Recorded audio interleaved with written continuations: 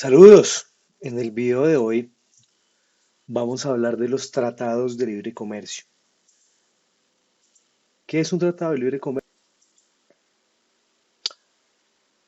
Un tratado de libre comercio, lo primero que debemos tener claro es que se trata de acuerdos bilaterales o multilaterales. ¿Qué es un acuerdo bilateral? Donde son dos quienes lo negocian. Y multilateral cuando son más de dos. Pero atención, los tratados de libre comercio son negociados por los estados, no por los particulares. Pero esa negociación a la que llegan los estados va a afectar a los particulares que operen en sus países o que sean de sus países. Más adelante aclararemos esto. En esos TLC o Free Trade Agreement, las partes establecen zonas de libre comercio de bienes y servicios de una manera muy particular y es eliminando los aranceles. Recordemos que los estados tienen como una de sus fuentes de financiación los impuestos que le cobran a los importadores y en algunos países las utilidades que reciben los exportadores. Esto es poco común, pero existe. Entonces, esos países que negocian el Tratado de Libre Comercio están dejando de lado, consecuencia de esa negociación, el recaudo de impuestos, el recaudo de aranceles. ¿Para qué? Pues para ampliar su mercado, ya sea para exportar, es decir, para satisfacer las necesidades del otro estado contratante, o, y cualquiera de las dos conjunciones sirve, para suplir el mercado local con mercancías y servicios que no se producen internamente. ¿Eso en qué deriva? En que la economía de los dos países tiende a mejorar. En teoría, ¿no?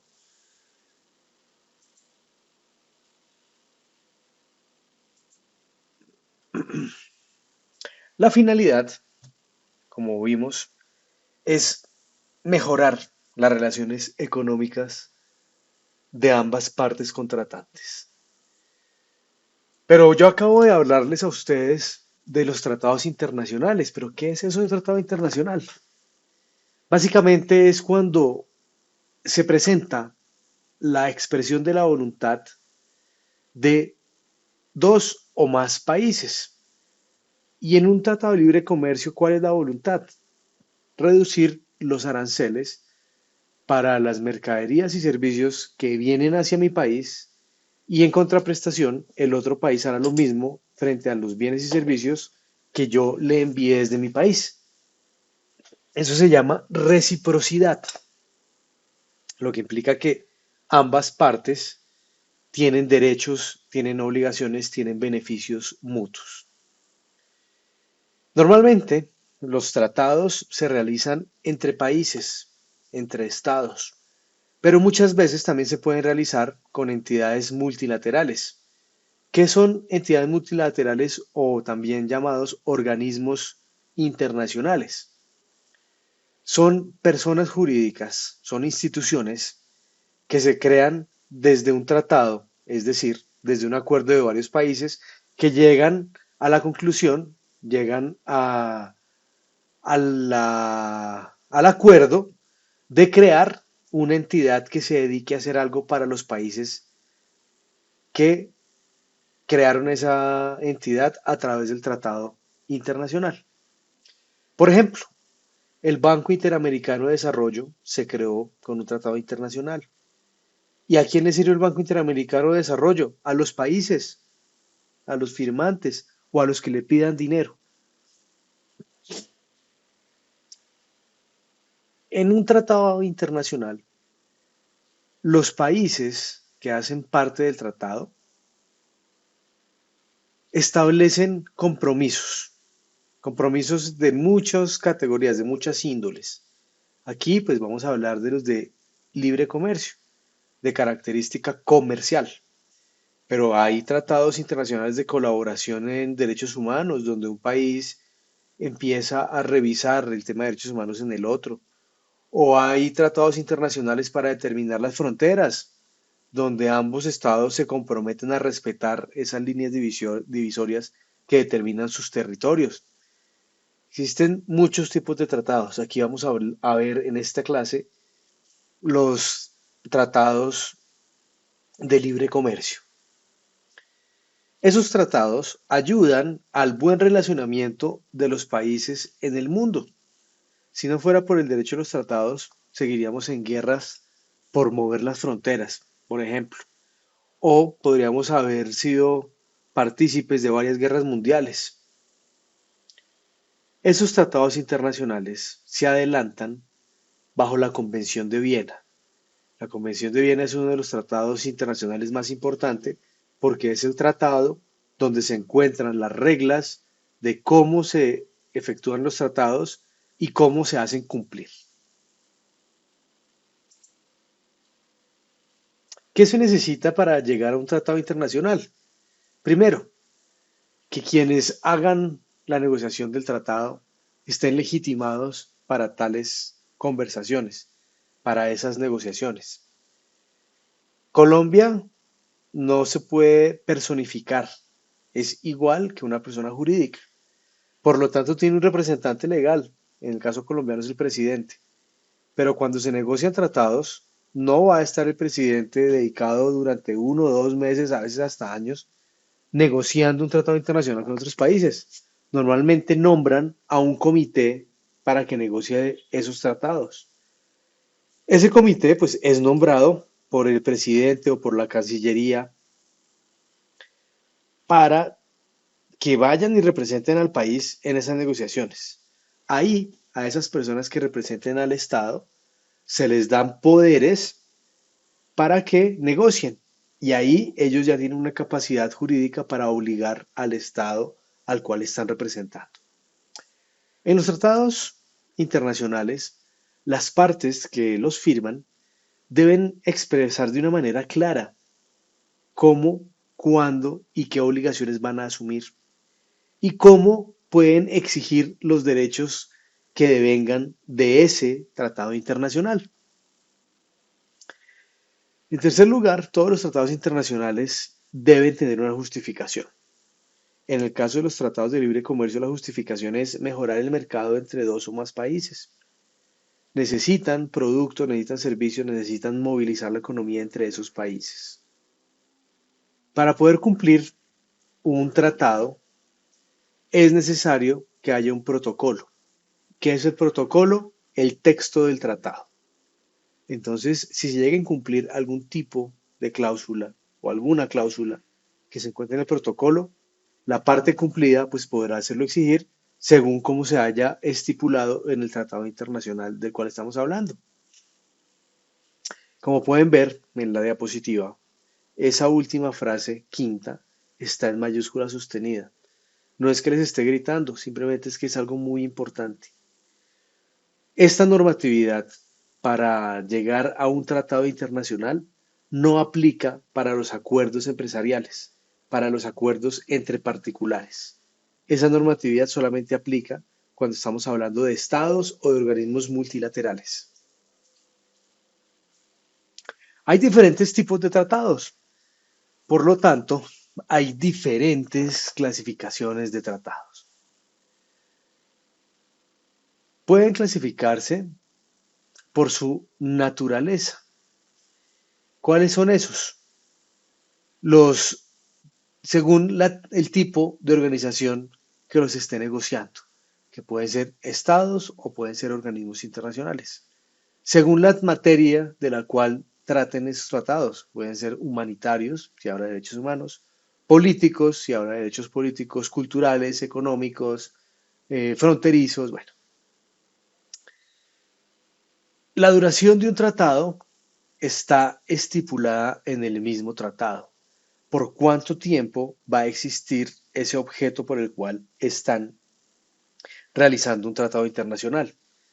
Porque, digamos, si en un país hay un terremoto y firma un tratado de colaboración con otro país, esa colaboración no va a durar por siempre. En el tratado se establecerá que la colaboración durará hasta X momento o hasta que ocurra X cosa. Ahí se establece la duración del tratado. O simplemente si es un tratado, por ejemplo, económico, se puede decir hasta que alguna de las partes ya no quiera seguir con el tratado internacional, por ejemplo. En las negociaciones de los tratados internacionales pueden haber tratados abiertos o tratados cerrados. ¿Cuáles son los tratados abiertos? Aquellos que son negociados por dos o más países, pero que se dejan abiertos para que los países que quieran participar, hacer parte de ese tratado, simplemente se registren y empiecen a ser sujetos de derecho de ese tratado. Hacen parte del tratado, se convierten en partes del tratado. Mientras que los cerrados son aquellos que son celebrados entre X número de países y apenas quede ratificado ese tratado, ningún otro país puede entrar. Si un país pretende entrar a un acuerdo bilateral o multilateral cerrado, tienen que eliminar ese tratado internacional cerrado y negociar un nuevo tratado internacional abierto o cerrado, admitiendo al nuevo miembro o a los nuevos miembros que están solicitando ser incluidos en la lista de estados parte. Existen dos maneras de terminar un contrato, perdón, un acuerdo internacional, un tratado internacional, y es por el tipo de conclusión. Hay dos tipos de conclusión, la solemne y la simplificada. La terminación solemne de un tratado es aquella en la que para su perfeccionamiento se exige un acto de ratificación por parte del Parlamento, mientras que la simplificada simplemente se necesita del consentimiento del Estado. Entonces vamos a pasar a explicar qué es eso de la ratificación de parte de un parlamento. Lo primero que debemos tener claro es qué es parlamento. El parlamento es el equivalente al Congreso en Colombia. De hecho, según la Constitución, Colombia es un estado que tiene un parlamento bicameral, que tiene la Cámara de Representantes y el Senado de la República. Entonces, el solemne es aquel que debe pasar por un congreso, por un parlamento, para que ese grupo de personas lo aprueben y así entre a regir para ese estado. Mientras que el simplificado, simplemente con la firma del tratado, entra en vigor. En Colombia, todos los tratados internacionales son solemnes, porque todos deben ser incluidos en la normatividad colombiana a través de una ley de la República, es decir, una ley creada por el Congreso de la República. Y por último, por el número de partes. Pueden ser clasificados entre bilaterales, dos partes, o multilaterales, más de dos partes. ¿Y cómo se concreta, cómo se celebra un tratado internacional? ¿Cómo se logra terminar con un tratado internacional? Pues obviamente la primera etapa es que los jefes de Estado hablen entre ellos y propongan realizar un tratado internacional entre los países que representan. O también puede ser una iniciativa del Congreso de los dos países o de alguno de los dos países.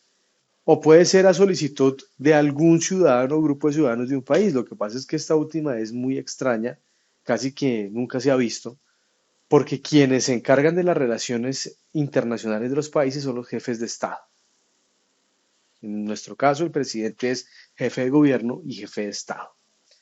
Entonces, ese es el primer paso obvio, que los jefes de Estado demuestren algún tipo de interés en celebrar un tratado con otro país. Como les dije hace un par de diapositivas, los jefes de Estado no van a dedicarle un año a negociar un tratado, van a tener que nombrar a alguien que los represente. En ese caso, cuando decidan quién los va a representar, le tienen que dar el poder para que puedan negociar a nombre del Estado. La Convención de Viena en el artículo, perdón, venga, le repito porque lo dije muy rápido. La Convención de Viena en el artículo séptimo y octavo establece una fase previa, que es donde los estados designan a sus representantes. El jefe de Estado escoge a ese grupo de negociadores y pues le da poderes para que pueda representar al Estado. Ese es el otorgamiento de los plenos poderes. Para que pueda darse este paso, los estados que van a realizar el acuerdo deberán presentar sus respectivos poderes para que el otro estado constate que va a negociar con la persona que está capacitada, que está avalada por el jefe de estado, para que así puedan hacer unas negociaciones normales, porque nada serviría que un estado negociara con un grupo de gente que dice representar un país, pero no demuestre que tiene los plenos poderes, sería una pérdida de tiempo. Después de que ya son reconocidas las personas que van a representar a cada uno de los estados o las entidades que van a adelantar el acuerdo internacional, empieza la etapa de negociación. El artículo 2.1.c de la Convención de Viena establece que esa negociación es un documento que emite el estado en el que se designa una o varias personas para que lo representen en la negociación, adopción o autenticación del texto tratado o negociado. Entonces, así empieza el desarrollo. Presentan los plenos poderes y ya la negociación en sí empieza con la presentación de las propuestas y las contrapropuestas y empiezan a formular cómo debería quedar el tratado. En ese caso, pues hay tres opciones: que un Estado acepte, que un Estado rechace o que un Estado enmienda la propuesta del otro Estado. Cuando llegan a un acuerdo, ya queda en limpio el tratado internacional y empieza la adopción y autenticación del texto, donde cada uno de los estados firmantes de ese tratado internacional acreditan que ese texto que están aprobando ha sido convenido. Pero atención, en este momento todavía no obliga a ninguno de los estados. Simplemente ellos dicen, sí, este acuerdo está como yo quiero. Entonces pasemos al siguiente paso. El siguiente paso es cuando empieza a regir el tratado internacional, que se denomina la entrada en vigor. Y es cuando los estados, en el caso de bilaterales, han firmado y presentan su consentimiento, o cuando se trate de acuerdos multilaterales, cuando exista un número determinado de ratificaciones o adhesiones. ¿Cómo es eso? Hay tratados internacionales que son celebrados, perdón, que son negociados entre 20 países, pero no es suficiente. Entonces esos 20 lo negocian, dicen que están de acuerdo y lo dejan abierto para que vayan llegando países. Y en ese tratado podrán decir, cuando haya 100 países que estén metidos en este tratado, empieza a regir. Puede que el tratado se haya negociado en el año 5, se haya aprobado, perdón, en el año 5, haya sido ratificado por 10 países, pero como en el tratado se establece que deben haber como mínimo 50 para que entre en vigor, puede que en el año 20 llegue el país número 50. Eso significa que va a entrar en rigor 20 años después de haber sido conciliado el texto y aprobado el texto por los países iniciales. ¿Mm? En el caso de los tratados que no son bilaterales, sino los multilaterales, existe una figura muy importante que se trata del país depósito. ¿Qué hace el país de depósito? El país de depósito es el que va registrando quienes se van adhiriendo a los tratados multilaterales. Un ejemplo, digamos que en toda América se quiera crear una especie de comunidad europea, pero pues se va a llamar la Comunidad Americana. Y ese acuerdo lo firman primero Canadá, Estados Unidos y México. Y lo dejan abierto para el resto de países de América que se quieran hacer parte en ese tratado. Entonces, pues para que eso se pueda dar, Estados Unidos, Canadá y México acuerdan que España, por ejemplo, sea el país donde se encuentre el depósito de ese tratado. ¿Qué quiere decir eso? Que España va a ser como el secretario de ese tratado. Y cada vez que un Estado vaya y le diga a España, España, yo quiero hacer parte del tratado de la Unión Americana, España notifica a los miembros que ya están en ese tratado, los que ya han ratificado ese tratado. Entonces, en este caso, el primer país, digamos que sea Colombia, va a España y dice, Colombia quiere ser parte de ese acuerdo internacional de la Unión Americana, lleva todos los documentos y se hace parte del tratado. España, en ese instante, contactará a los representantes perdón, a los representantes en el tratado de México, Canadá y Estados Unidos y les dirá, miren, ya son cuatro, porque Colombia acaba de dejar todos los documentos para hacerse parte del tratado. Entonces, ese es el país depósito. En esta gráfica van a ver cómo es el procedimiento para que en Colombia exista un tratado internacional. En este caso, cómo se surtió el proceso para que los TLCs que tiene Colombia estén vigentes y le funcionen al país. Entonces, el tratado es presentado al Congreso. ¿Quién lo presenta? Pues las personas que están representando al Estado en la negociación del tratado. Le llevan el texto al Congreso. El Ministerio de Relaciones Exteriores, pues es quien lleva ese texto al Congreso. ¿Para qué lo lleva al Congreso? Pues para que el Congreso lo lea, lo apruebe y cree una ley mediante la cual se incorpore en el ordenamiento legal colombiano. ¿Qué pasa si el Congreso lo rechaza? ¿Cómo lo puede rechazar el Congreso diciendo que tiene reservas? Es decir, analizan el texto y dicen, venga, esto no nos conviene. Claramente para poder hacer eso no es que un congresista lo haga. Eso tiene un procedimiento especial, tiene que haber ciertas mayorías. Y en el caso que las mayorías establezcan que no están de acuerdo con una parte del acuerdo internacional, se le dice a los representantes del Estado, o sea, al Ministerio de Relaciones Exteriores, que renegocie, que trate de arreglar eso que no le gustó al Congreso. Entonces, el Ministerio de Relaciones Exteriores, claramente, las personas que fueron aprobadas con el presidente, se encuentran con los representantes del otro país y tratan de llegar a un acuerdo para tratar de corregir esas reservas que presentó el Congreso. Digamos que el Congreso lo aprueba.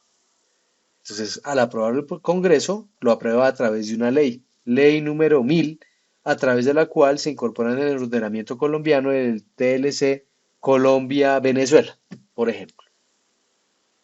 Entonces, el Congreso redacta la ley. ¿Y cómo es la ley de un tratado?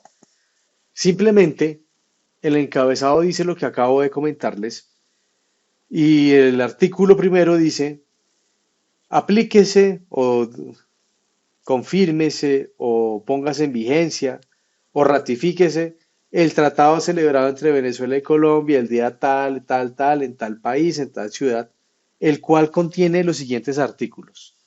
Artículo 1. Y empiezan a transcribir todo el documento que está en el tratado, todo el protocolo. Y así queda la ley. Listo. El Congreso emite la ley. Pero recuerden que todas las leyes en Colombia más las de tratados internacionales que hacen parte del bloque de constitucionalidad, deben ser revisadas por la Corte Constitucional para que ese tratado, para que esa ley que salió de ese tratado, cumpla con lo que establece la Constitución Política de Colombia. ¿Qué pasa si no cumple con lo que dice la Constitución? Hay dos opciones. O se deja el tratado quieto y no se sigue con el proceso, o se le dice a los representantes del Estado que ese protocolo es inconstitucional, que tiene que renegociar las partes que son inconstitucionales. Y ustedes se preguntarán, ¿y el Congreso no hace eso? No, el Congreso no hace eso. De eso se encarga la Corte Constitucional. Ahora bien, en el Congreso deberían revisar que el tratado sea constitucional para no perder el tiempo. Y no esperarse a que la Corte Constitucional indique que el tratado viola la Constitución. Ahora sí entramos en materia. ¿Cuáles son los TLC firmados por Colombia, los más importantes? Pues ahí los tenemos. En otro video les explicaremos cómo funciona cada uno de esos TLCs firmados por Colombia cuáles son las partes, cuáles fueron los principales bienes y servicios que se tuvieron en cuenta en esos TLCs, cómo fue el mecanismo para la reducción de aranceles, si fue inmediato, si fue progresivo, si se quitaron los aranceles o se redujeron. Bueno, todas las estadísticas, todos los resultados que se han obtenido con los TLC que hasta hoy ha firmado Colombia, pues los más importantes. Entonces, queden pendientes del siguiente video.